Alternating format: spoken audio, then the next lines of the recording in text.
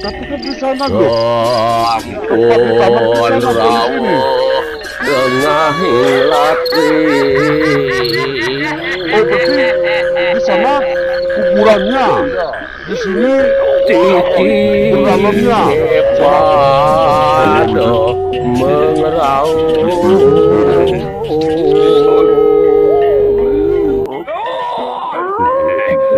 pada ngalun suara nyane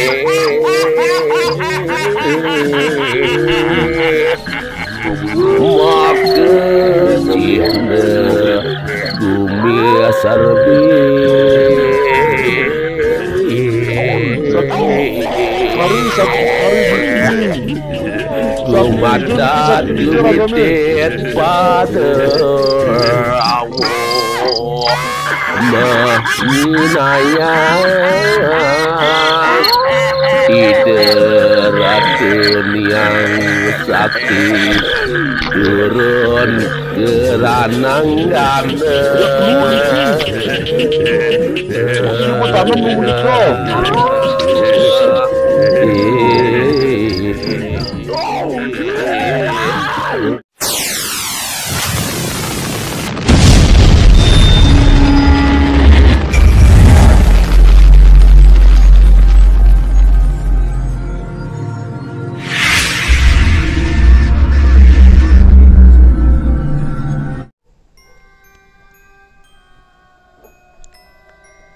Om Swastiastu, Om Awigendam Astu, Namo Buddhaya.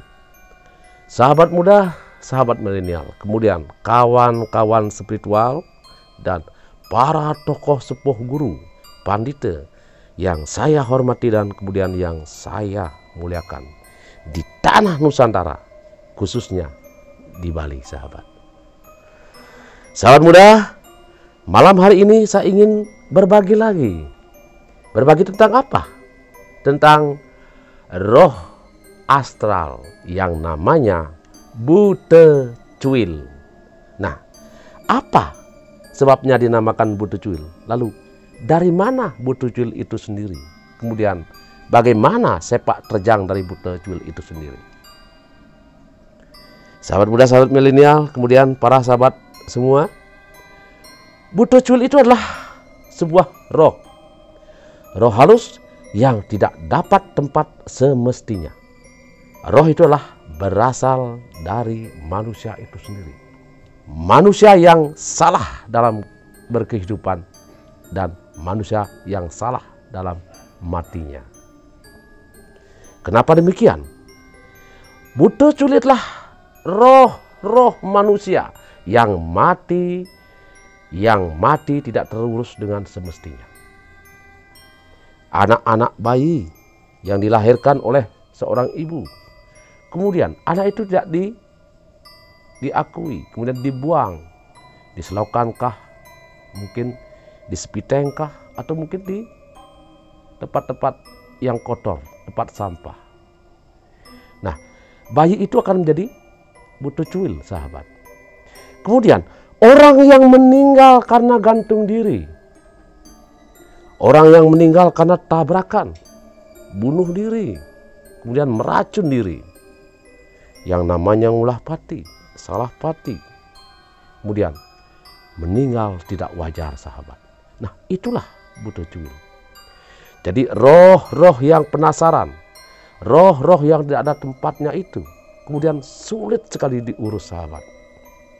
Walaupun dengan banten bagaimanapun juga, walaupun dengan upacara bagaimanapun juga, itu adalah tetap diikat oleh sebuah ikatan yang nantinya dia harus mengabdi selama 10 tahun sebagai roh gentayangan, sebagai perte atau prete yang disebut oleh roh astral, sahabat. Nah, roh-roh ini kemudian berkesempatan untuk apa? Mengganggu orang-orang yang telah membunuhnya. Mengganggu orang-orang yang telah membuat dia meninggal.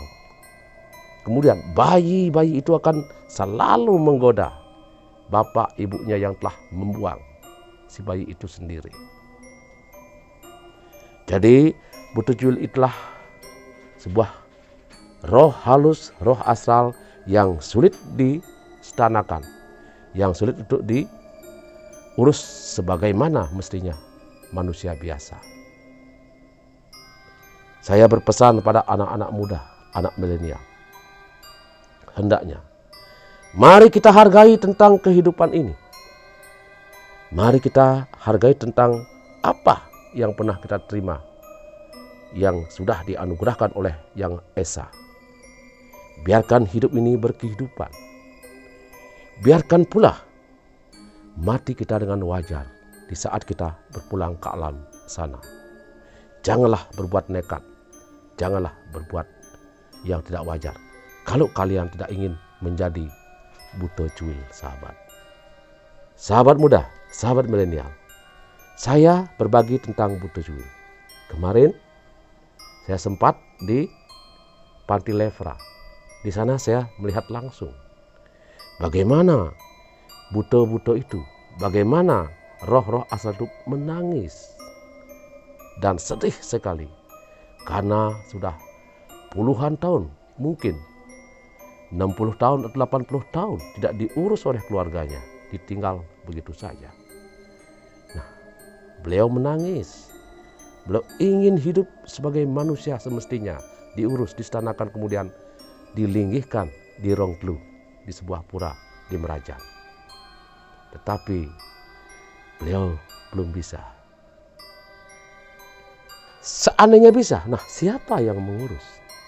Siapa yang menyetanakan? Apakah ada mungkin yang ingin mengurus roh-roh itu sendiri? Nah, di sana saya sangat sedih melihat itu. Di samping alam di sana sangat mengikat, sangat angker sekali. Kemudian saya melihat langsung, melihat sendiri bagaimana kuburan-kuburan di sana. Bagaimana bangkitnya roh-roh itu ke alam nyata. Saya lihat dengan kasat mata, kemudian dia masuk ke seorang mangku bayi. Nah, itu yang terjadi di Panti Lepra yang ada di Slemadeg.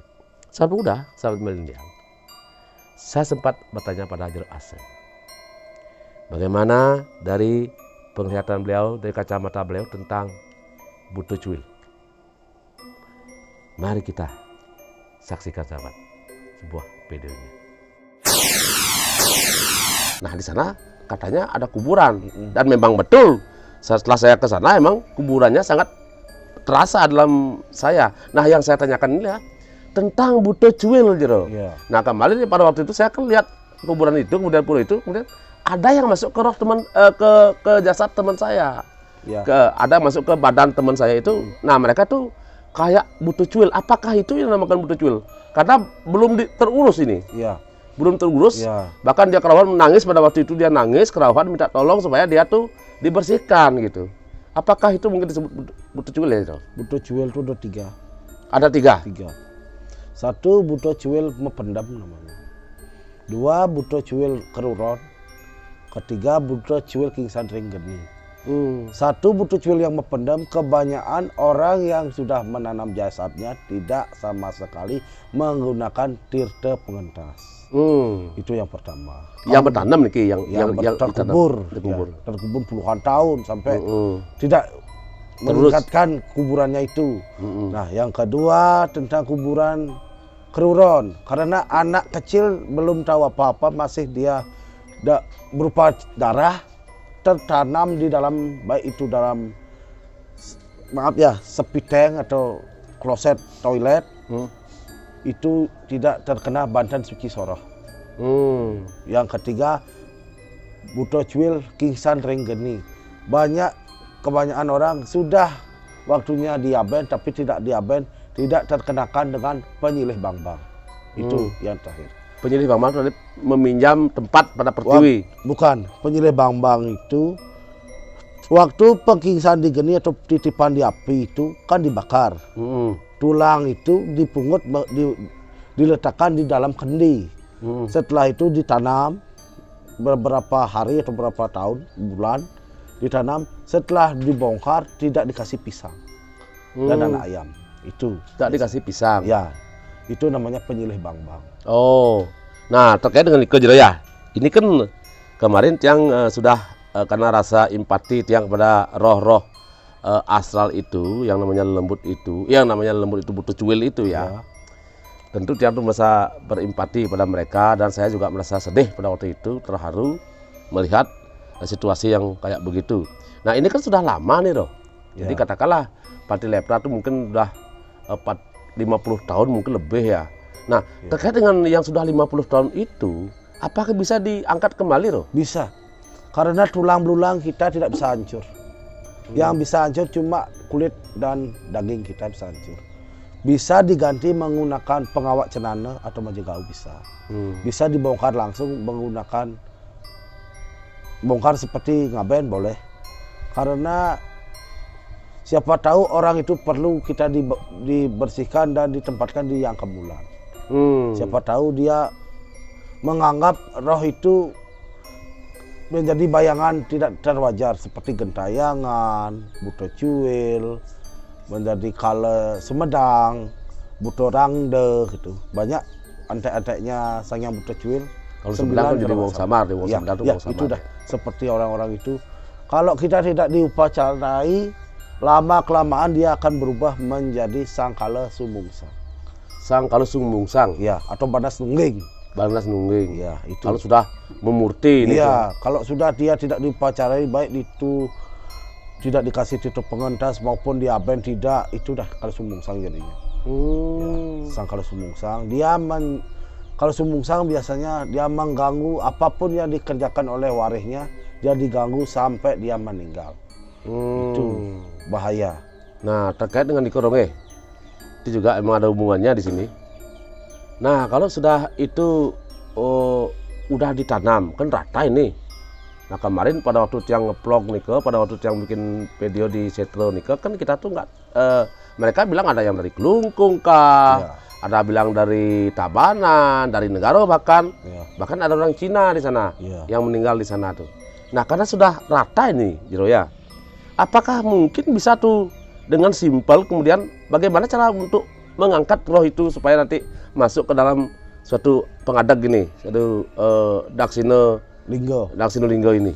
Satu, sebelum kita orang itu diaben atau di reinkan diprateke, dipendak dulu di sekat, di pantai. Di pantai. Ya, ulapin istilahnya, ulapin. Setelah itu ke kuburan ngeplugin namanya. Setelah itu dangsahan atau diratakan gundukan yang tanaman itu, baru diaben menggunakan pengawak cenana nih. Jadi kita memanggil orang itu karena namanya pun kita nggak tahu, jadi roh-roh aja tuh. Kalau namanya tidak tahu, cukup namanya bisa dipanggil Inengah, Inyoman, siapapun. Tanyain dulu kepada orang yang tahu seperti Balian yang berarti di sana harus kita mendandakan orang yang akan diaben kayak dasaran itu. Jadi orang yang memang yang bisa dilanjutin roh-roh itu kayak kemarin tuh. Siapa namanya baru kita catat, baru ini anu gitu. Si A meninggal begini, catat dikasih Daksina-linggo itu. Pipil Adan.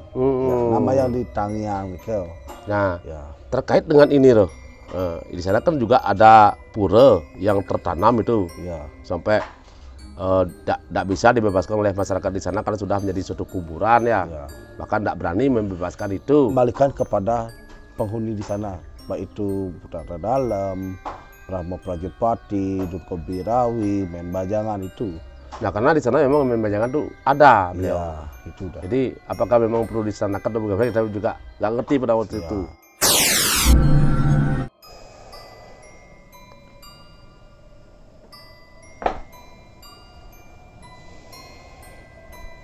Sahabat muda, sahabat milenial, nah itu tadi sebuah wawancara saya dengan Jero Ase. Saya sempat bertanya dengan Jero Ase tentang apa? Tentang sebuah darah, sahabat. Darah yang berceceran di sana, kemudian amis sekali baunya, sahabat. Darah itu segar, sahabat. Kalau darah itu sudah lama, tentu darah itu akan mengering. Tetapi ini darah itu masih terlihat segar. Nah, darah siapa itu, sahabat? Nah, ternyata darah itu adalah darah roh astral. Nah, kita tanyakan kepada Jero Ase. Ini dia videonya. Di sana saya mencium bau amis di ada suatu tempat itu. Nah, ternyata di sana ada di tempat beji itu ada darah berceceran, masih segar sekali. Nah, pas malam hari itu darah apa kira-kira itu, Jero? Saya tidak waktu itu tidak bisa darah apa sih ini, kok ada darah gitu kayak amis gitu. Nah, darah apa sebenarnya itu, Roh? Kalau itu bukan sembarangan darah manusia ya. Itu darahnya makhluk-makhluk yang tidak kasat mata. Tapi kelihatan secara nyata. Iya, emang kelihatan, tapi waktu pembunuhannya tidak kelihatan. Oh gitu. Iya. Kalau nyata seperti darah, kita membaunya seperti kita memotong ayam. Kita lihat potong, darahnya tercucur banyak. Oh, berarti darah yang tiang lihat kemarin itu darahnya makhluk yang tidak kasat mata seperti gamang, memedi, jin. Nah, itulah makhluk-makhluk yang tidak ada di alam skala atau alam manusia. Cuma adanya di alam jin. Berarti beliau memberikan tanda bahwa saya ada di sini, kan? Iya. Mungkin. Terkait dengan darah tadi itu. Darah yang berceceran yang ada di tempat itu sendiri. Darah dari roh astral. Nah, bagaimana tentang darah manusia itu sendiri? Saya punya sebuah pengalaman, sahabat. Dulu waktu saya masih muda, saya sering dicari oleh teman-teman. Karena kalau teman-teman bersama saya itu akan melihat yang namanya cahaya-cahaya, nihan-nihan, kemudian lihat roh astral yang ada di tempat angker itu sendiri, di kuburan. Teman-teman mencari saya di saat apa? Di saat Kalipaksa,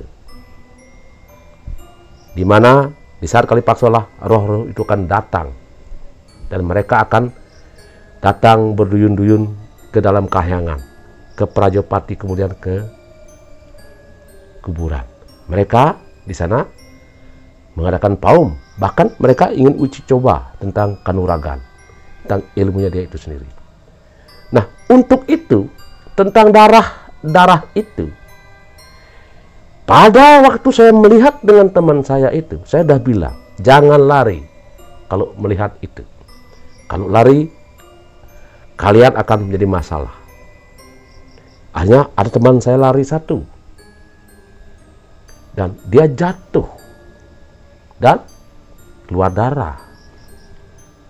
Nah, kemudian darahnya itu dimakan oleh roh astral itu, dijilatin, sahabat. Apa yang terjadi? Ternyata teman saya telah sakit. Dari orang pintar yang ada di rumah di kampung, ternyata harus ditebus di sana. Dan akhirnya ditebus. Itu sungguh tidak terlambat. Kalau terlambat 3 hari, maka teman saya itu akan meninggal, sahabat.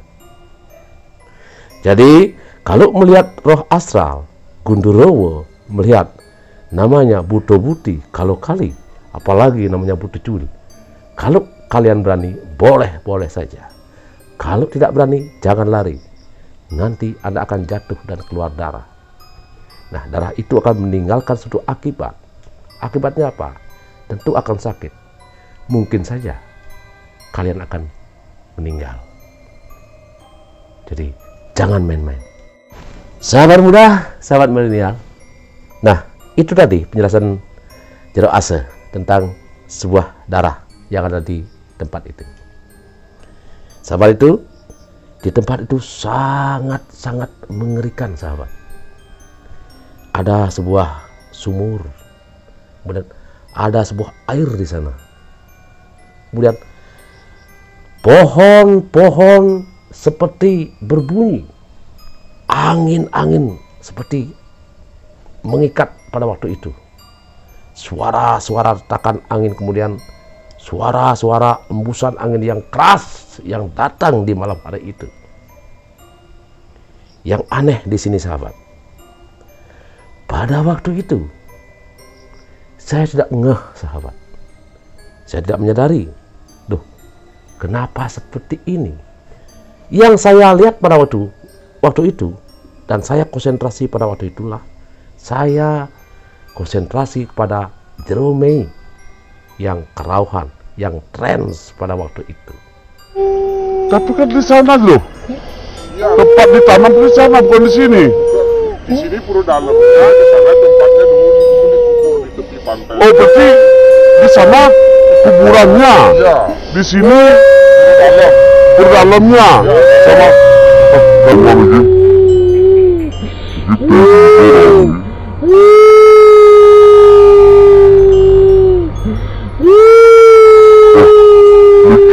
Atmo Niki, Kari Niki. Jadi namanya, kalau nggak salah ini Atmo Prete. Belum diurus di sini. Saking di Kari Niki. Saking dijo Niki, saking dijo ragane. Oh, saking negara Niki. Oh, Riki teler nyaringin di panti Riki. Durung tebus kan anu sana Niki. Ajak keluar Riki. Riki mau tanam mau menikah. Ratu. Nah, jadi Bayang masih di sini. Saya tidak memikir siapa-siapa lagi. Saya cuma berempat, sahabat. Jadi kameramen satu, saya sendiri, dan Jerome lanang istri. Jadi laki perempuan, jadi berempat kita di sana. Kami berempat ingin menelusuri malam itu.